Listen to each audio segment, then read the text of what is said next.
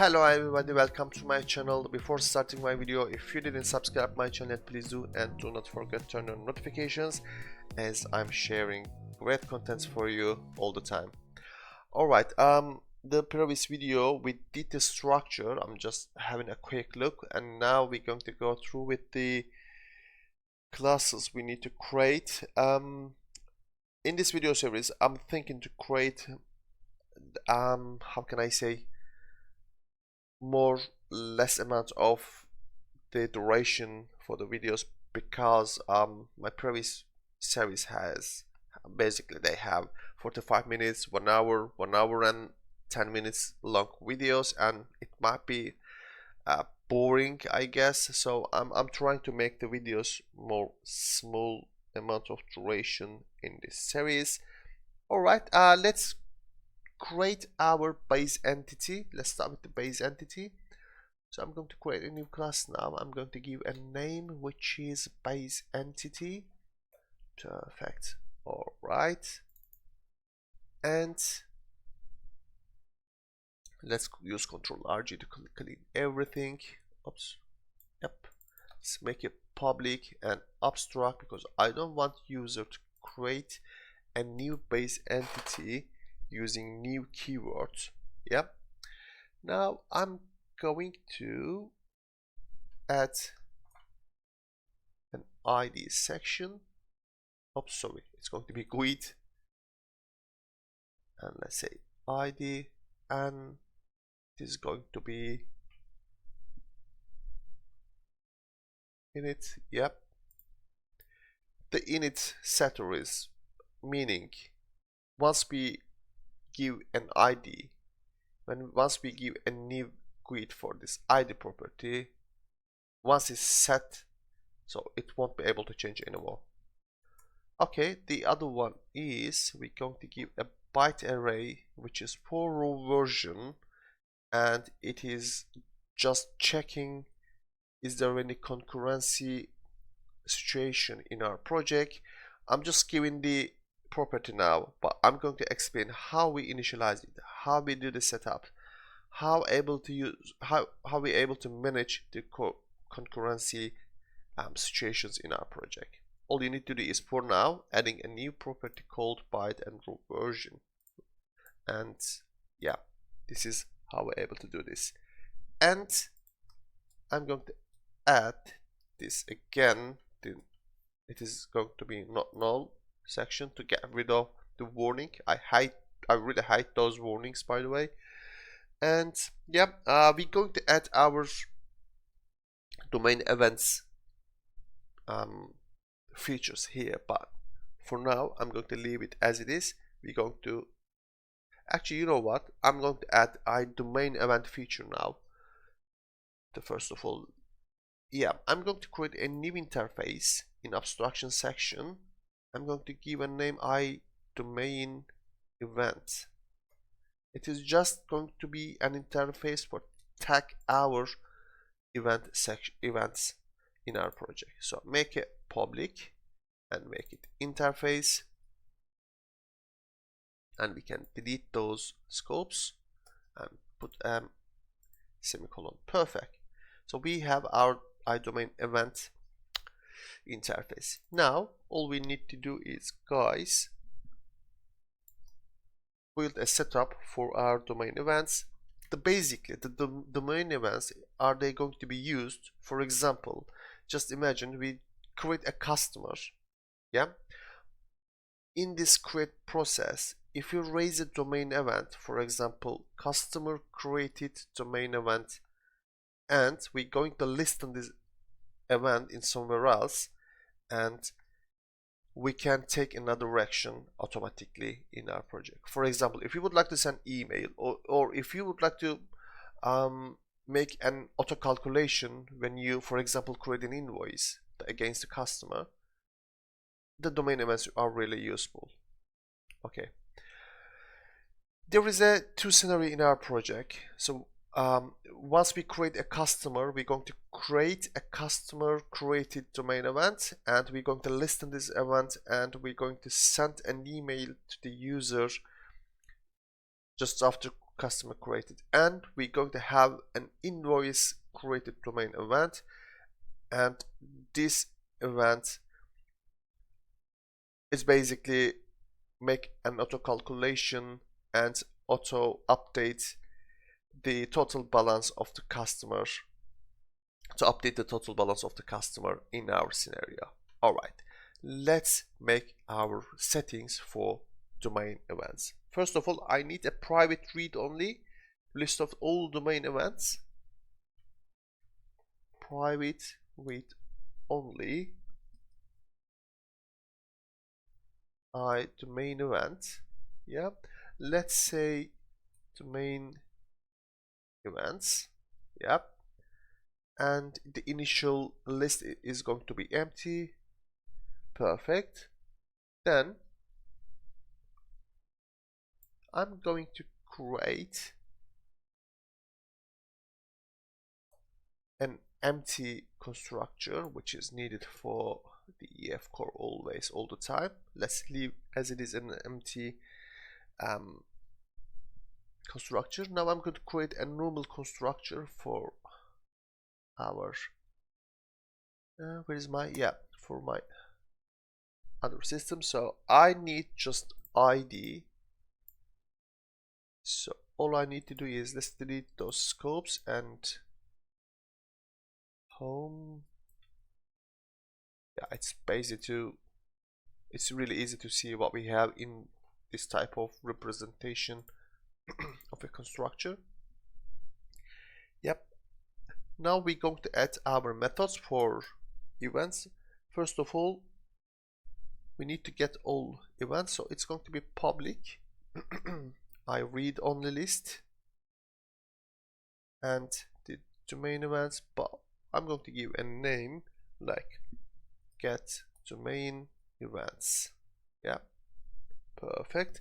There is no parameter for this method, and it is going to return basically get all domain events, and let's say it's a list.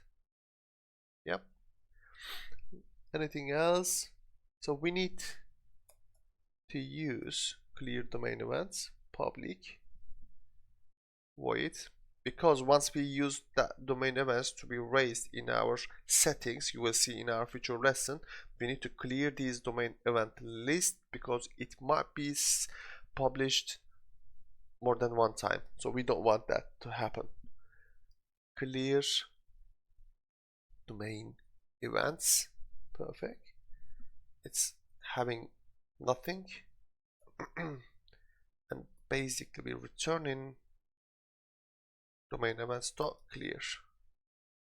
Perfect.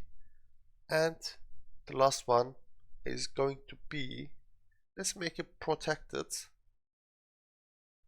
because it's going to be used only a place we inherit base entity. That's why I'm using protected raised domain events. This is the difference between the other access levels. Raise domain events. Otherwise, we able to call any other places. We can call this method from any other places, and we don't want it. I always want this method to be called by any entity using this base entity. Alright, raise domain event. As a parameter is going to take the domain event, and the return is going to be domain events at domain event. Perfect. This is how we're going to manage our domain events. Perfect. Domain event section is done for now. Now I'm going to create two other interfaces for generic repository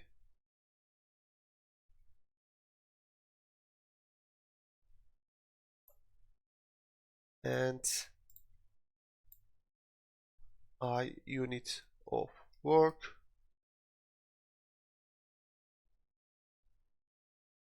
They both are going to be an interface, and let's make those public. control RG, public interface, perfect. Alright, we're going to add our methods in our repository and the unit of work. Let me have a look my preparation, and I'm gonna bring quickly. Yeah, so the generic repository is going to take a generic type, which is going to be tEntity.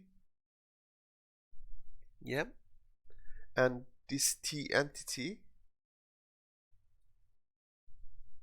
is going to be a base entity. Perfect. Now I'm going to add my methods. You can pause the video and you can type those methods one by one.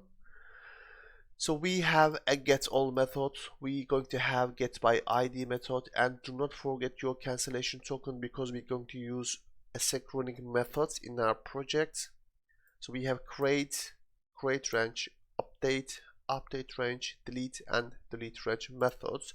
I'm not saying that we're all going to use those methods, but in our generic repository I'm keeping all of them. But if you don't use, we can delete the unused methods at the end of the project, but this is a kind of tradition for me. I'm adding all of them in my generic repository because you couldn't know which kind of method you might need in your while you're developing your projects. I'm just adding all of them, which is making sense to me in the beginning of project. Okay, we have our methods now. In the infrastructure section, we're going to fill the definition of those methods. Okay, just we are defining the signature right now, and we're going to define the whole body section. All the descriptions for these methods are they going to be defined in infrastructure section. This is how the clean architecture works, guys. All right, perfect. Let's continue with the unit of work. Now I'm going to bring methods again here. It's slightly different. I never show you how we using unit of work in our project. Let's paste here. So we're going to have commit async. I'm just returning string for now to check our concurrency exceptions, which is default false. I'm going to explain why we're using that check for concurrency section in our commit async section. Okay, and I'm returning iGeneric repository to reach our repositories using this method, which is going to be filled in our infrastructure section for both method. I'm just keeping them here to create our structure, and we're going to use some of them in our entities while we're creating our domain logic, guys. Perfect. Alright, so unit of work has been completed, and the last one for the abstraction section for this lesson is going to be a result. What is that result? In this result, guys, no matter what, we're going to return this result in our project. Alright, there is no exception. Now let's build our result pattern. I did some preparation before the lesson. Let me paste my class. Perfect. Let's delete this. Alright, so in this result class, we're going to return a result tEntity, and it's going to be base entity. If there is wrong this base entity thing, we can come back here and switch and change this our return type. Basically, I created 4 different constructors for all scenario. The first one is the success with the data and success without data, this first 2, and fail with 1 error and fail with many errors. These are the constructor, and we are returning these parameters. If the result successful, we can return these 3 data for success with data constructor, and we can just return these 2 success return without data. And for the fails, if we are returning this 3 property all the time, But to make how can I say, implementation, to make the implementation much more easy, I divided this with one error and many error. So if you can see this constructor, we're just sending the error code and error message, and the errors section going to have a dictionary and adding just this error in that dictionary. So we are receiving a dictionary again, but just contains one error. But on the many section, we're just passing the errors already created outside of the method and passing through the inside.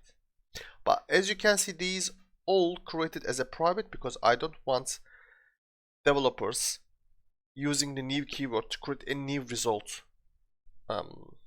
instance. So instead of that, I want them to use factory design using static methods. As you can see, we have 2 success and 2 failed methods, and they are consuming the constructor what I created previously. So this one is the success method using data and status code. The other one using just status code, which is without data success method. This failed create a failed result with just one item dictionary, and it just creating a failed result with the, how can I say, how many error. If you give a 5 error, it's going to contain 5 error. If you give 10, it's going to have 10 error. It's just up to you. Alright, so I created a no content DTO. I'm going to tell about this later, but basically, for example, if we are returning a success without data as a T entity, I'm going to implement this no content DTO. That's the main issue in this section. Okay, let's save everything. I guess I'm going to finish this lesson here. If you crush the like button and if you drop a comment below the video, I will be really appreciated, as these are bring my videos more upper rank, upper level on the YouTube search algorithm, and it makes me really motivated to create new contents. Take care of yourselves. See you on the next lesson, guys. Bye bye.